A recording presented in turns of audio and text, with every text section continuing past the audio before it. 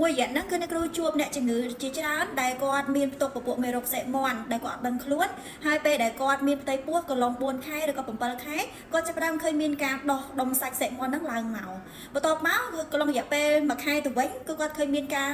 ដុំសាច់ហ្នឹងគឺបានបាត់ទៅវិញដោយខ្លួនឯងដូច្នេះគាត់គិតថានឹងជាការកើនឡើងនៃការប្រែប្រួលអរម៉ូនរបស់គាត់បែបធម្មតាកំឡុងពេលដែលគាត់មានផ្ទៃពោះប៉ុន្តែពេលដែលគាត់សម្រាលកូនហើយត្រឹមតែរយៈពេល1ខែឬក៏ទៅ2ខែគាត់ឃើញមានការដោះដុំសាច់ហ្នឹងឡើងមកវិញហើយគាត់ឆ្ងល់ថានឹងជាការកើតនៃជំងឺអ្វីចាបើសិនជាបងប្អូនកំពុងតែឃើញមានរោគសញ្ញាដូចដែលអ្នកគ្រូបាននិយាយនេះគឺជាការកកើតនៃពពួកកាមរោគសេមាន់ដែលយើងហៅឈ្មោះថាពពួកមេរោគ HPV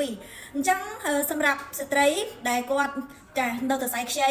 ដែលគាត់សម្រាប់កូនហើយគាត់ចង់បានវិធីក្នុងការដោះស្រាយបញ្ហាសុខភាពនេះចាឲ្យបានសះស្បើយហើយជាពិសេសគឺមិនមានផលប៉ះពាល់ទៅដល់កូនកន្លងពេលដែលគាត់បំបៅដោះកូនផងដែរដូច្នេះបើសិនជាបងប្អូនចង់បានវិធីពិសេសសំខាន់ដែលអត់មានផលប៉ះពាល់រំខានទៅដល់សុខភាពរបស់បងប្អូនអាចទំនាក់ទំនងមកកាន់ខាងអ្នកគ្រូដើម្បីធ្វើការប្រឹក្សាសុខភាពជូនទៅកាន់បងប្អូនលំអិតផ្ដល់ជាដំណោះស្រាយជូន